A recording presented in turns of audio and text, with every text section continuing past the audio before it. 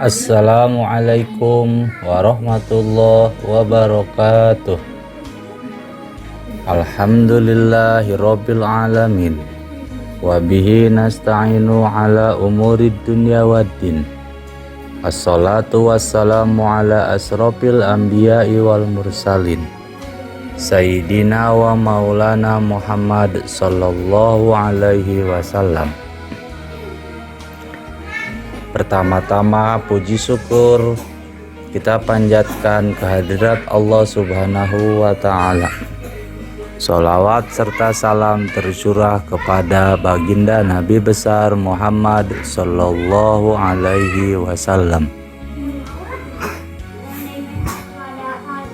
Selamat pagi anak-anak, jumpa lagi bersama saya dalam pelajaran Al-Quran dan Hadis. Perkenalkan, nama saya Ido Nardallah,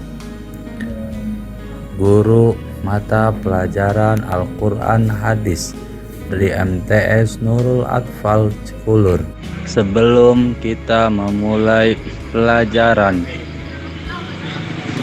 kita akan membahas 7 keutamaan membaca Al-Quran. Hadis diriwayatkan dari Imam Bukhari. Barang siapa yang membaca satu huruf dari Al-Quran, maka dia akan mendapat satu kebaikan. Dan dari satu kebaikan itu berlipat menjadi 10 kebaikan.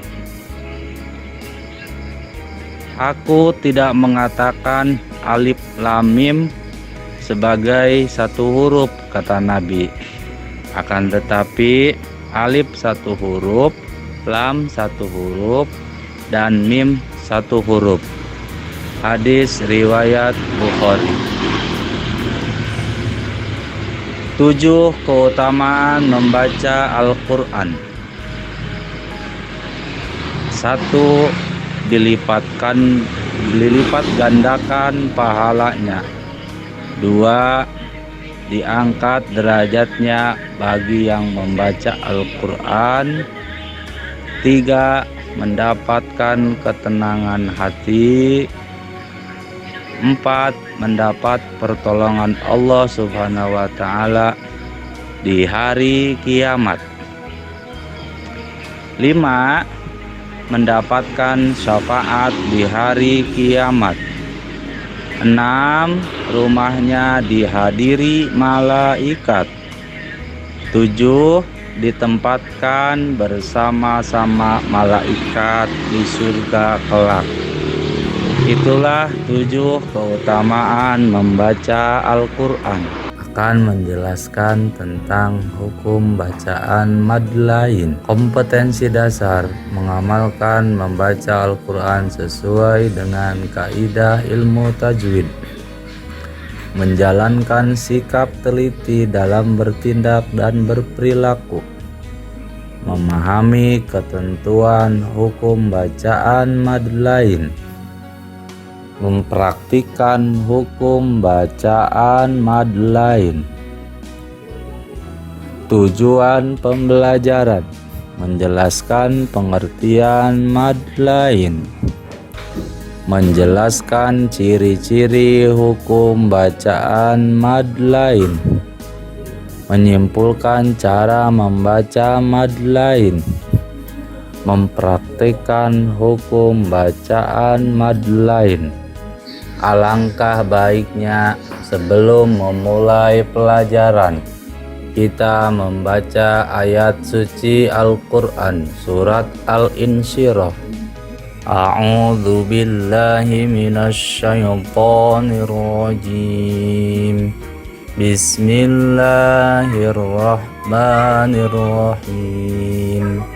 Alam nasrah laka sadrak ووضعنا عنك وزرك الذي أنقض ظهرك ورفعنا لك ذكرك فإن مع العسر يسرا إن مع العسر يسرا Faidza faraghta fansab wa ila rabbika farghab. Setelah membaca ayat suci Al-Quran, kita mulai pelajaran hari ini. Namun sebelum memulai pelajaran hari ini, kita mengulas kembali pelajaran minggu yang lalu, yaitu tentang mad tabi'i. Mad tabi'i adalah mad yang terjadi apabila ada huruf alif terletak sesudah harkat fathah, seperti contoh dalam surat Al-Fil ayat 1. Bismillahirrahmanirrahim. Alam tara kaifa fa'ala rabbuka bi ashabil fil. Kemudian huruf ya sukun terletak sesudah harkat kasrah. Alam tara kaifa fa'ala rabbuka bi ashabil fil. Dan huruf waw mati sesudah harkat dom. Kemudian contoh yang dalam surah Al-Quraisy ayat 4. Bismillahirrahmanirrahim. Alladzi at'amahum min ju'in wa amanahum min khauf. Itulah contoh-contoh dari mad tabi'i yang sudah kita pelajari di minggu yang lalu. Selanjutnya kita akan mempelajari tentang mad lain. Mad lain berasal dari dua huruf, yaitu mad dan lain.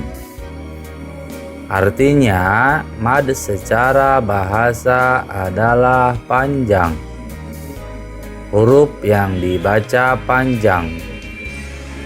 Kemudian lain secara bahasa lembut. Mad lain secara istilah adalah terdapat huruf mad, waw sukun atau ya sukun yang dibaca terletak setelah harkat fathah dalam satu kalimat. Hukum bacaan mad lain: boleh dibaca dua harkat atau satu alif, boleh juga 4 harkat atau 2 alif, atau 6 harkat 3 alif, seperti contoh dalam surat Al-Quraisy ayat 1 sampai dengan 4. A'udzu billahi minasyaitonir rajim. Bismillahirrahmanirrahim. Li'ilafi Quraisy. Nah, ayat Quraisy dalam surat Quraisy ayat 1 itu merupakan hukum mad lain. Ila fihim rihlatash shita'i was-shayf. Ayat as-shayf, kalimat as-shayf dalam ayat 2 surat Al-Quraisy merupakan hukum bacaan mad lain. Falyabudu rabba hadzal bait. Kalimat al-bait dalam ayat ketiga surat Al-Quraisy merupakan hukum bacaan mad lain. Alladzi at'amahum min ju'in wa amanahum min khauf. Kalimat khauf dalam surat Quraisy ayat 4 merupakan hukum bacaan mad lain. Demikianlah pembahasan kita hari ini tentang hukum bacaan mad lain beserta contoh-contohnya. Mudah-mudahan sedikit banyak ada manfaat untuk kita dalam mempraktikkan dalam membaca Al-Quran setiap hari. Atas segala kekurangan mohon maaf, dibukakan pintu maaf yang selebar-lebarnya, karena manusia biasa tidak luput dari salah dan khilaf. Wallahul muwafiq ila aqwamit thoriq. Summa salam. Assalamualaikum warahmatullahi wabarakatuh.